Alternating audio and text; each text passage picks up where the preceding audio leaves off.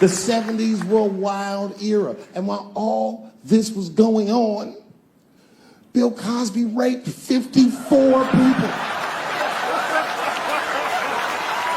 Holy shit, that's a lot of rapes, man. This guy's putting up real numbers. He's like the Steph Curry of rape. Man, that's a lot of rapes. 54. He had raped 30 less people. That's still 24 rapes. Don't forget, each one of these rapes has 8 hours of sleep in it. Ladies and gentlemen, that's over 400 hours of rape. It only takes 65 hours to get a pilot's license.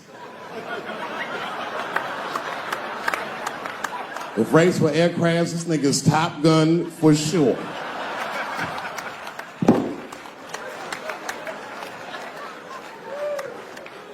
Yeah, that's a tough one.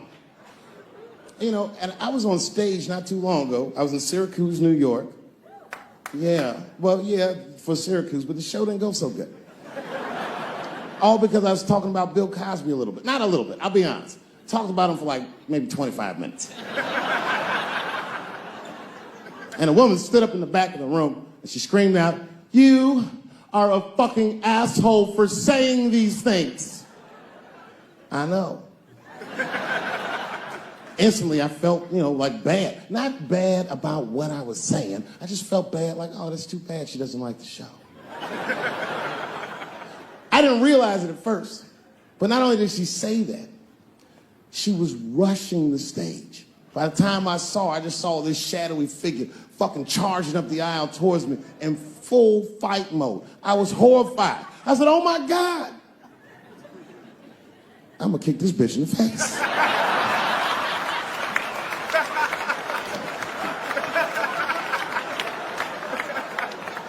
Lucky for me, I didn't have to. Security tackled her, but it was a really fucking horrifying scene. Scuffle ensued, and then, finally, she screamed out to me, "Women suffer." I said, I know. And ladies, I need you to know that I know. I need you to know, seriously, there's a lot of men in this room that identify themselves as feminists. I would include myself in that. Don't ever forget, we all have mothers and daughters and sisters and wives, and we want to see all these women do well and not be held back by their gender. There's a lot of men like that in this room. There's a lot of men like that in the world, or as we are known on the streets, bitch-ass niggas.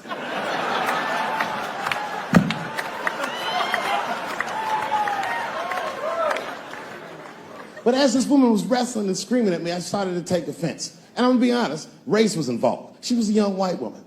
Well-intentioned, but it's like not thinking it all the way through. Bitch, how the fuck are you going to yell at a black man about discrimination? She didn't get it. She just kept going. Women suffer. I know. Women suffer. Same team. Women suffer. I know. And this bitch went too far. We suffer just like you. Slow your roll, bitch. You suffer, yes, but not like me. Not like us. She goes, suffering is suffering. What's the difference? I said, come on, white woman, you know what it is. You was in on the heist, you just don't like your cut. You suffer, I suffer. You suffer, I suffer. That's how it works. Can't do comparative suffering. If you're hungry and your friend says, people are starving in Africa, so what, nigga? I still want lunch.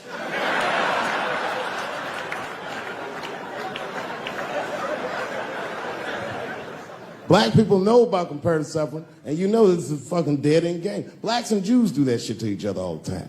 You ever played Who Suffer More with a Jewish person?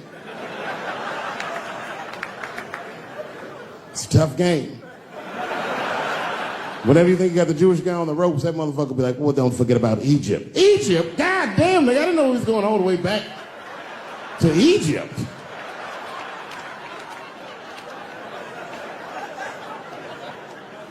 What the fuck is wrong with her? What does she think? Does she think that I don't know that rape is wrong? Does she think that maybe I don't have empathy for Bill Cosby's alleged victims? And I would be remiss if I didn't remind you that technically these are all still allegations, although I admit it looks very bad.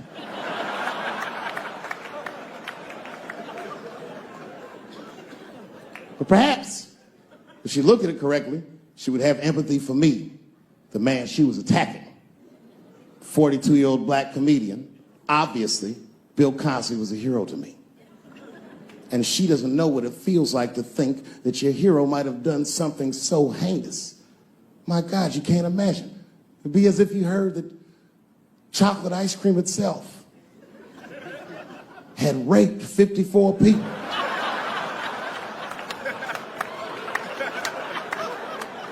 You'd say to yourself, oh man, but I like chocolate ice cream. I don't want it to rape. At first, I didn't believe it. I was like, man, these people are obviously trying to destroy Dr. Cosby's rich legacy. Even 34 allegations into it, I was still like, man, probably only raped 10 or 11 of those people. I know, but it's really tough. You know, you guys are young, so imagine if you found out 40 years from now that Kevin Hart raped 54 people. You'd be like, oh my God. The only one that would believe that would be Cat Williams. He'd be like, I knew that motherfucker was up to something.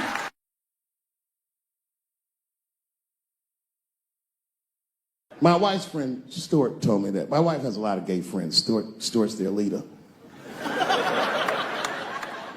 She has a lot of gay friends. And I don't like them.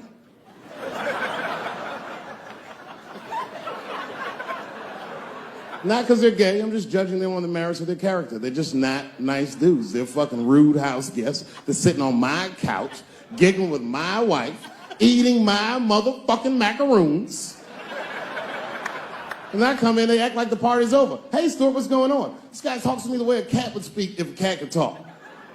Hi, David.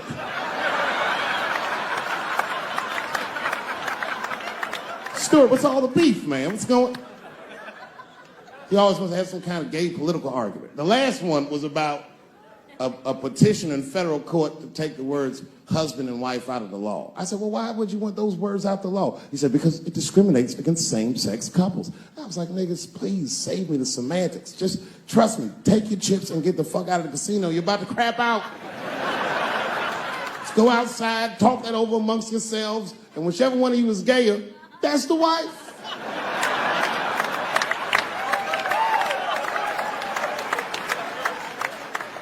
No, Stuart didn't like that.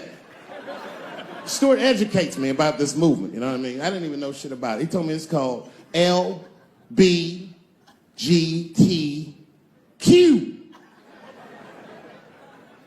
I was like, what the fuck is the Q? Does that even make sense, Q? Turns out Q was like the vowels. That shit is sometimes Y. It's for gay dudes that don't really know they're gay. You know what I mean? Like prison fags who are like, well, I'm not gay, nigga. I'm just sucking these dicks to pass the time. I'm not G, I'm Q. Ugh.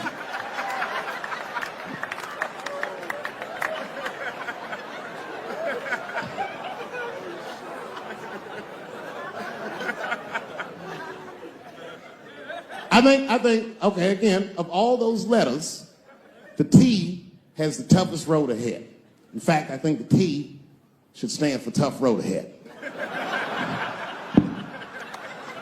They've got the longest mental gap to bridge. That's all I'm saying. Because, you know, whenever I see one of them T's on the street, I don't mind them, but I'll be like, man, I miss Bruce. I'm sorry, guys. I'm 42. I remember Bruce Jenner. Before the Kardashians, before all that, this motherfucker was a white American superhero. It was amazing. He was beating Africans at track and field. We'd never seen anything like it. He was on my cereal box growing up. You know how much of that cereal I ate, nigga? I didn't know he was gonna do that.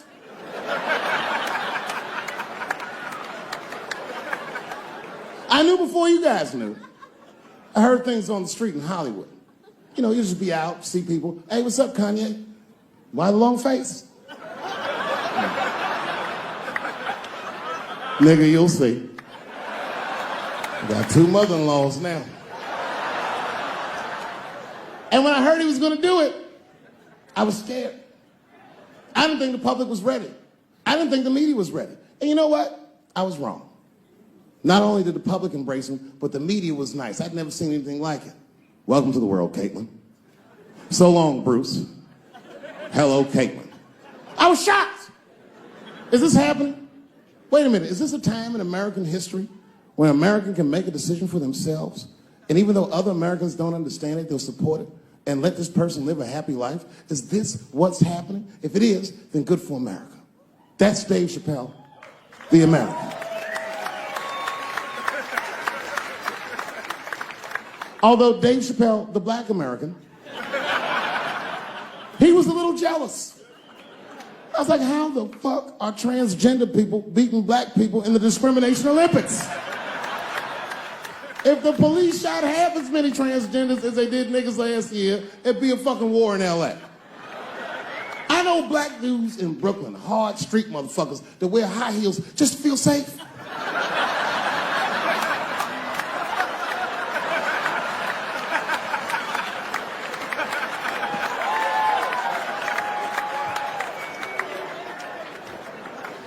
Transgenders are gangsters. I used to do business with a transgender in Hollywood. Man, everybody would be scared of her in the boardroom. She'd walk in there, newly minted woman, high heels, purse. Wouldn't say anything to us, just walk around the conference table looking mean as shit.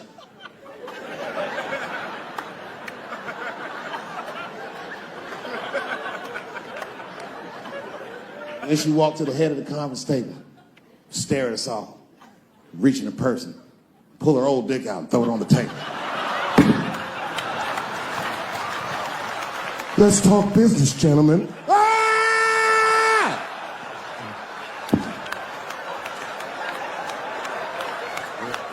Shit is scary as fuck. If your best friend pitched that to you, you'd be horrified.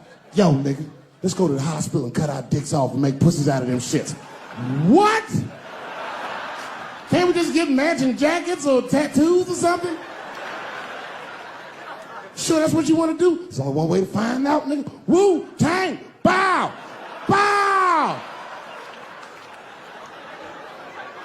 Let's go to the club and trick niggas into fucking us, yeah.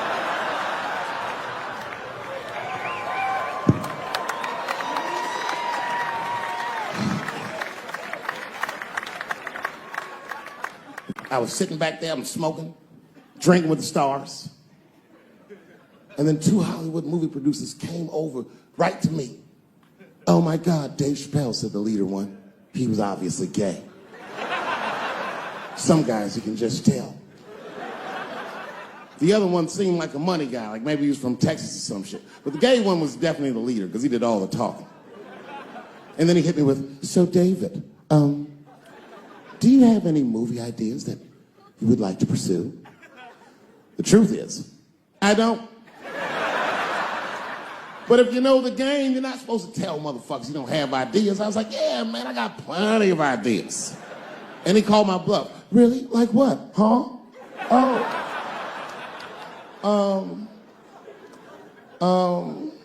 And then I just started making up shit that I thought maybe he'd like to see. I said, I have a superhero idea. He goes, really? I go, yeah, he's a gay superhero. He was like, really? What's it called?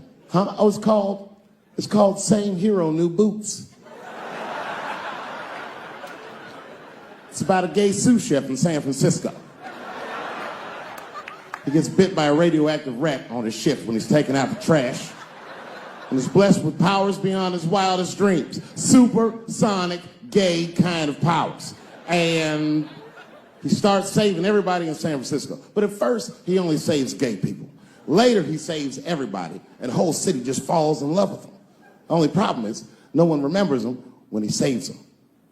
Well, I don't understand. Why wouldn't they remember him? I said, because, dummy, he's gay. He keeps changing his outfit.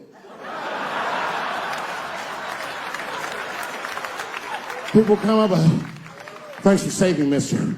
what's your name anyway? He's like, same hero, new boots, and that motherfucker flies away.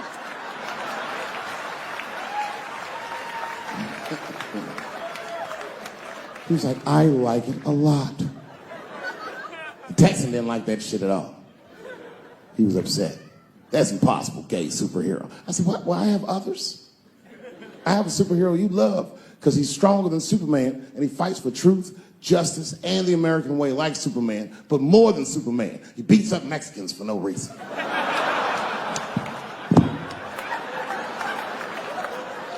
The Texan's like, you got my attention. I was like, man, this motherfucker is so strong, he can fly and do all this great shit. Only problem with this guy is he can't even activate his powers unless he touches a woman's vagina. Not a long touch, just a couple of pats.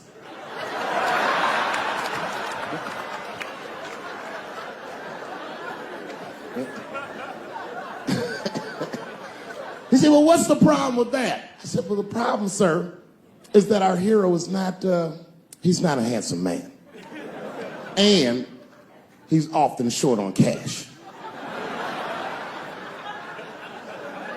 So whenever trouble breaks out, he has to run around the city and convince women to let him pat their vaginas. Please, miss, that building's on fire. Can I pat your vagina quickly?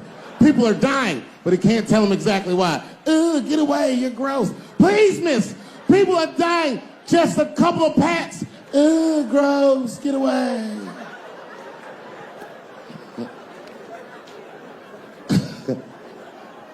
So he rapes them. I know. That's the dilemma for the audience. Because he rapes, but he saves a lot of lives.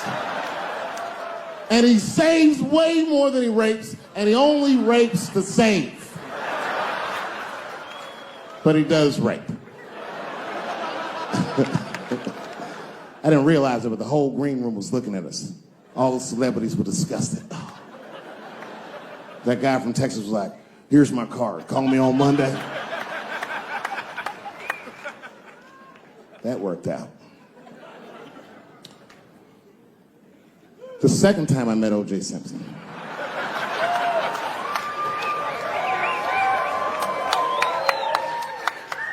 I've been hanging out. I haven't been working in L.A., but I come out here and hang out and shit. I was out here a few weeks ago. I almost got arrested. I'm not bullshitting. This happens to a lot of black people. What happened was, I was coming out of one of those nightclubs in Hollywood, and my friend saw me. I guess I was wobbling or something. So he just rolled up. It was a good friend of mine. He was like, hey, Dave, give me the keys. And I was like, all right, nigga, just take the keys. And I got in the passenger side of my car, and he drove it. And it was fine. Just talking, chopping it up. And then on the 10, the blue and whites hit us.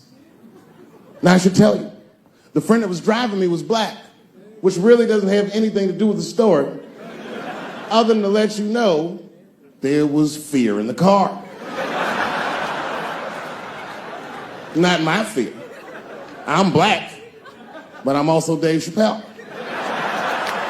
So I figured, shit'll probably be fine.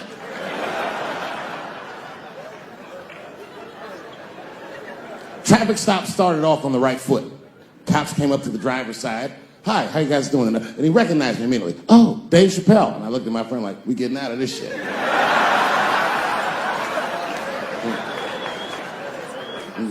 And then he says, you guys were swerving in the lane. Do you mind just stepping out the car for a second? Still no cause for alarm. I looked through the rearview mirror. The body language of the arrest looked good. He was talking. So then I started fucking with the radio. A traffic stop's going good if you listen to the radio when someone else is outside of the car. But then when I looked back in the rearview mirror, something had gone horribly wrong. The motherfucker's back there like. And the next thing I knew, they were stuffing him in the back of the car. And I thought, when anybody would think of a situation like that, oh my God, what is going to happen to me?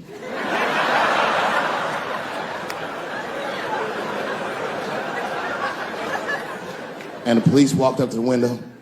Mr. Chappelle, we had to arrest your friend. He refused to take our breathalyzer test. I said, that motherfucker.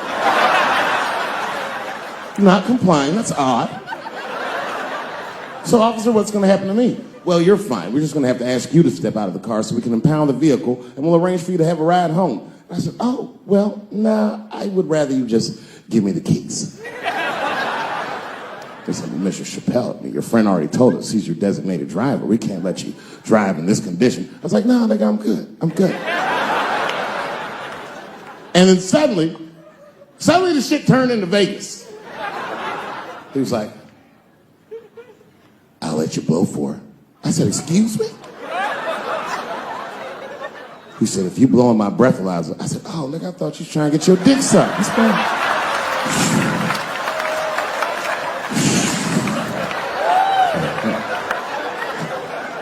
If you blow in my breathalyzer and pass, I'll give you the keys to the car.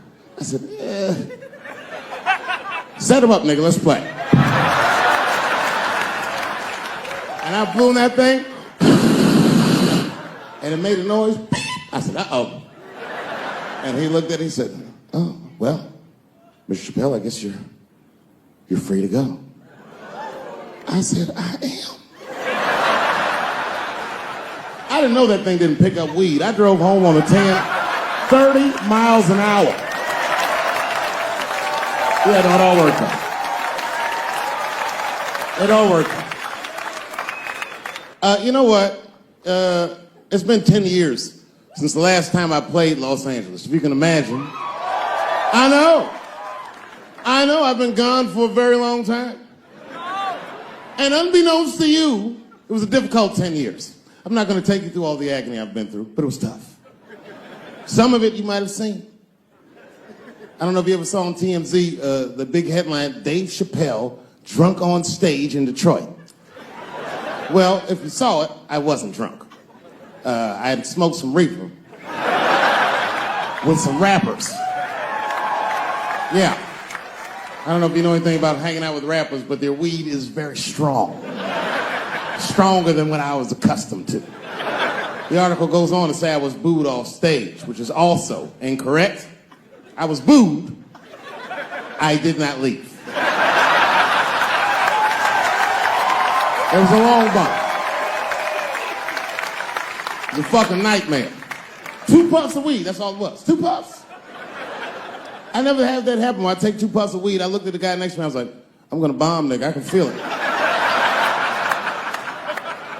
And that guy called my name, Dave Chappelle. Niggas was like, you know, normally when you do a comedy show, you guys don't know what it looks like up here, but niggas be just looking up at you like. That's how the show started. Didn't take long for the faces to switch up, like, what the fuck? I started looking amongst themselves. So I knew I wasn't doing good. I don't remember what I was saying. It just took one person to break the ice. It's a black lady with the Ford Motor shirt on. She stood up suddenly. Fuck you, Dave Chappelle. I said, excuse me? She said, I worked all week for this shit, and this show sucks. And in a weird act of racial harmony, a conservative white guy stood up and backed her up. Yeah! The whole crowd banded together and started chanting, we want our money back. We want our money back. I said, oh shit. I snapped out of it. Good people of Detroit, hear me. Hear me now. You will never get your fucking money back. Fuck that. I said, I'm like Evel Knievel. I get paid for the attempt. I didn't promise this shit would be good. Boo, they said, fuck you. This went on for a long time. And then after the show, I felt so bad, I took half of the money from the show, thousands of dollars. I said, I'm gonna give this to charity. You know what I did? I bought $25,000 worth of bubble gum and drove around Detroit and handed it out to the homeless so they could chew it and still be hungry.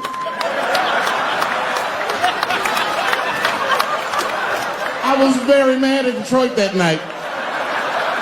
Because not only did I bomb, nigga, I had to go back to the very same room the next night and do it all over again. Fucking nightmare. That would be like if you were having sex with a woman and for some reason, this would never happen, but for some reason, She had a mouse trap in her pussy. You get caught in the trap. And then you gotta fuck her again tomorrow night. I'd still do it, but I'd be careful the next time. The old mouse trap in the pussy trick, eh? Fool me once.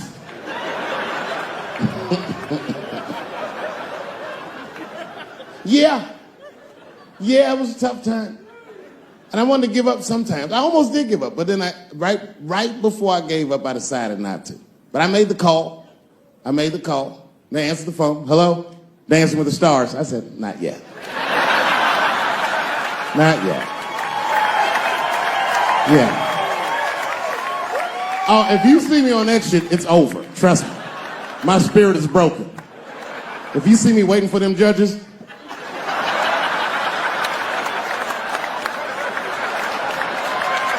getting critiqued on my cha-cha, fuck that.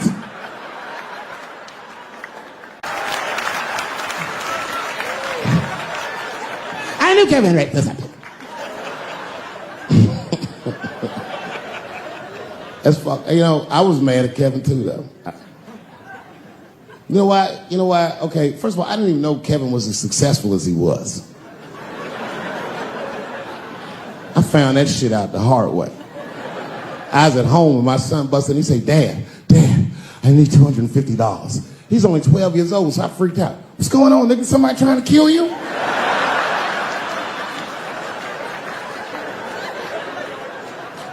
He said, no. Kevin Hart's coming to town and I wanted to see his show. I said, well, how much are the tickets? He said, they're $125. I said, God damn, mine are only $80. I said, well, why do you need $250 then? He goes, because I want to go with you, Dad. Please. And there it is. So I took him to the show. And we sit right up front. The lights go down and one opening act after another goes on. Then Kevin takes the stage. Crowd goes fucking nuts. Thousands of people. I was furious.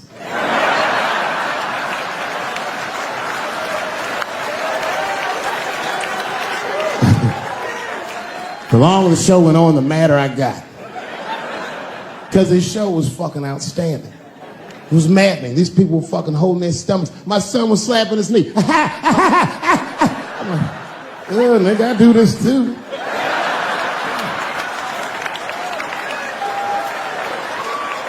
Kevin says, good night. The crowd goes crazy. And then everyone starts walking to his door and the lights come on.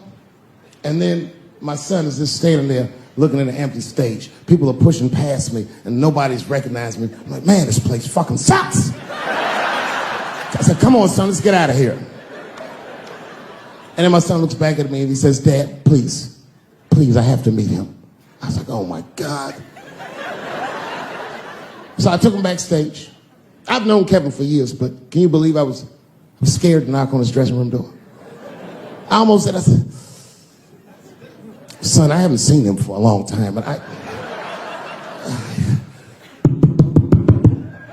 and one of Kevin's goons opened the door. Hey, what's up, Dave Chappelle? What you doing, man? It's good to see you, brother. What you doing in this area? This is a terrible area. Yeah, actually, I live around here. Listen.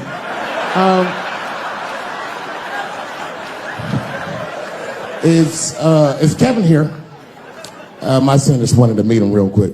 Well, I don't know, because Kevin's about to eat dinner. Just think Kevin came around the corner to see who it was. What?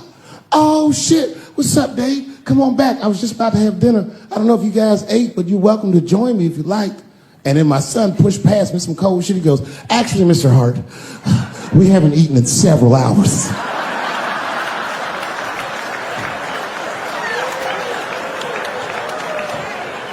Man, Kevin took us into his back room. This guy had a fucking spread. It was Tuesday night. This motherfucker was having Sunday dinner. It was steaks, chops, corn with butter all over it. My son was eating all fast, embarrassing. I was like, slow down, son.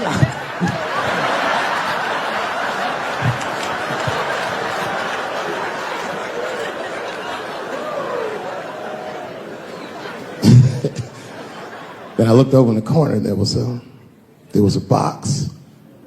Custom-made jerseys for the local team. Each one was hand-stitched, and on the back they stitched on the K. Hart. on all of them. Kevin saw me staring at that box, and he went over and grabbed one of them jerseys, and he walked right to my son. He said, "Hey, little man, I want you to have this." And my son was like, "Thanks, Mr. Hart." This is when I got mad. He goes, "If your father ever makes you mad, put that on." And he walked out.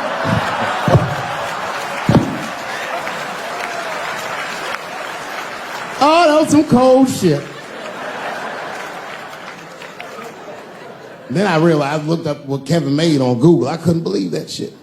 Kevin is the first comedian that a Drake song could be about. Kevin could walk around his house and sing All Me, and the whole song would still be true. Got everything, I got everything. I cannot complain, I don't even know how much I really made. I forgot, it's a lot. Fuck that, never mind what I got. And his wife be like, "Kevin, come to bed." He'd be like, "Ho, shut the fuck up, I got way too much."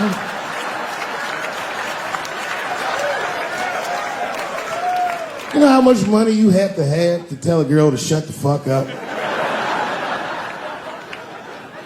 I have quiet please money at best. I'd have to take a loan out for shut the fuck up. Shut the fuck up, that's Jay-Z money. And Beyonce got, "No, you shut the fuck up."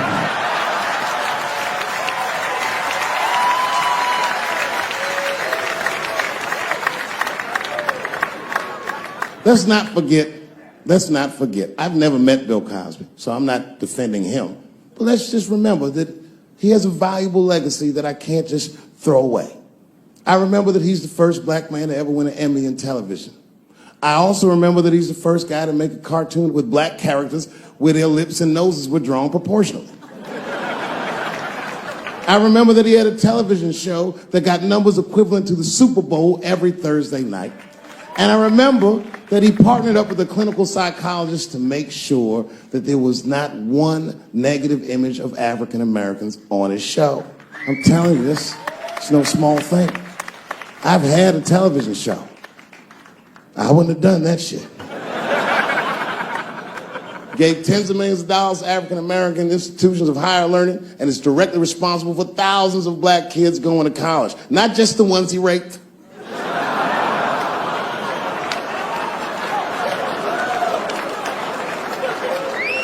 Here comes the kicker. You ready? Here's the fact that I heard but haven't confirmed. I heard that when Martin Luther King stood on the steps of the Lincoln Memorial and said he had a dream, he was speaking into a PA system that Bill Cosby paid for. Do you understand what I'm saying? The point is this. He rapes, but he saves. And he saves more than he rapes, but he probably does rape. Thank you very much. Good night.